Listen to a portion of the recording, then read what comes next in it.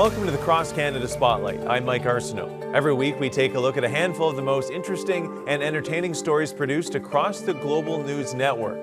We're starting in New Brunswick this week with a volunteer fire department that needed a helping hand with their gear and the local community that stepped up. You might say this New Brunswick volunteer fire chief wants to leave his 26 volunteers high and dry in order to keep them safe. Now with fires, there's so many carcinogens now that we need to get that washed off right away. They're finding that they're cancer causing, and we want to get that removed from the gear right away. The problem was it can take days for the gear to dry out, and with no budget to buy extra sets of gear to use while their contaminated gear was being cleaned, Steve's set out to find someone to build the station a gear dryer. I put it out on our Facebook page to see if there was anyone that would volunteer or would like to donate. A local high school shop class got wind of his idea and offered to help. 18-year-old Riverview High School graduate Logan Kendrick took on the task as his year-end project in essential learning skills. I've been plumbing since I was 13 with my dad, and it just seemed to be the easiest thing to do. His teacher lent a hand to build this makeshift fire gear dryer out of PVC piping.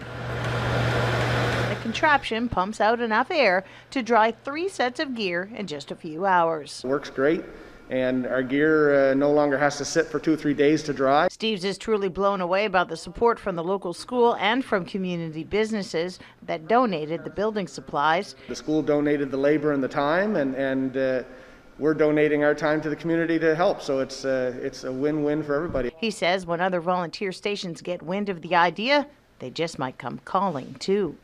Shelley Steves, Global News, Elgin. You know, I wish I had the option to take a shop class in high school. I'm useless when it comes to skills like that, but I've always wanted to learn. I wouldn't know where to begin building that dryer, but great job by Logan helping out the fire department and ensuring himself a top grade for the class at the same time. Speaking of school, a woman in Ontario is creating an Indigenous culture-based school to ensure Indigenous children maintain a link to their heritage.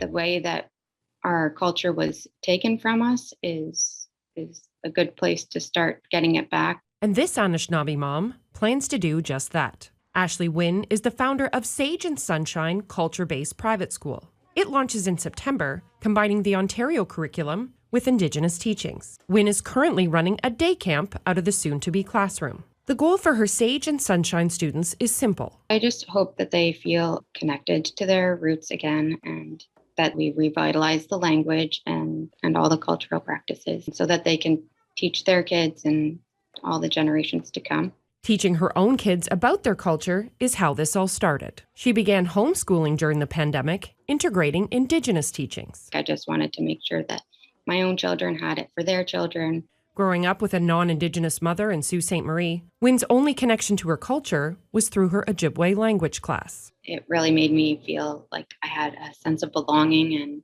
and a connection to my culture and my roots, and that's really the only place I had it, so it was really special to me. But that connection was lost when she moved to Peterborough, where she met her Indigenous father.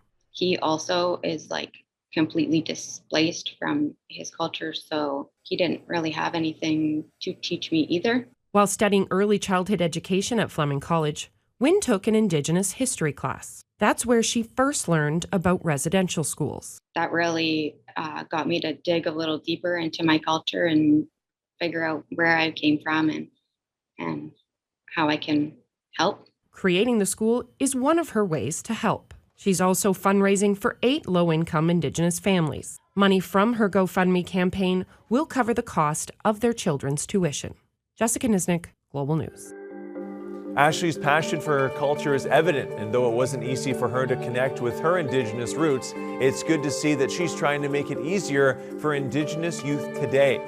To Alberta now, where a community of women in agriculture are using technology to connect with each other and share tips and advice on thriving in a male-dominated industry. Living in a rural area can have its challenges, like a reliable internet connection. But for Randy DeBryan, it's right where she wants to be. I would not want to do anything else. As hard as it's been, as difficult as things sometimes are, like right now, we're in the heart of a drought. We have hardly any hay. Things are going to be hard this winter, but no, nothing else I'd want to do. DeBryan and her husband run a cow-calf operation in a remote area of Saskatchewan. When you start looking for people to learn from, it's like there's not very many. So Facebook gives you a really good way to connect with other people with similar interests. DeBryan shares her knowledge on her social media pages and helps run one called Cattle Women, a place to share, ask questions, and celebrate the industry and the women in it from around the world. It's heartwarming to see all the people that you help and that are like, whoa, I didn't know that. Thank you for posting that. Caitlin Dubin is an organic farmer from southern Alberta. She jumped in with both boots after marrying her husband, a third-generation farmer. My knowledge base of agriculture prior to becoming a farmer or becoming a wife of a farmer was absolutely nothing. Dubin found few resources for women in agriculture, so she found a way to help fill the void. I launched the Rural Woman podcast and have been interviewing women from all around the world since then and their stories of being a female in agriculture and what that means to them. Her podcast has been listened to in over 220 countries, creating an international community. Being a woman in this industry can be intimidating, but it also can be super empowering. And that's kind of the community that I'm trying to build. I want to empower women to be able to say, yes, I am a farmer. Both women say being a woman in agriculture can look and mean different things to different people, but every role is just as important. We get to choose our title and we get to be who we want to be. So if we are proud to call ourselves the farmer's wife, then you own that and you wear that badge proudly. Quinn Campbell, Global News. That's just another example of how social media can improve people's lives by connecting with each other. Yes, there's a lot of bad when it comes to social media, but it's nice to hear of the good that platforms can do as well. In Quebec, neighborhood residents in Dorval bonded over a local bear earlier this summer and have commissioned a wood carving to commemorate the animal. On a quiet street in the West Island suburb of Dorval sits a 200-year-old tree trunk that now serves as a memorial.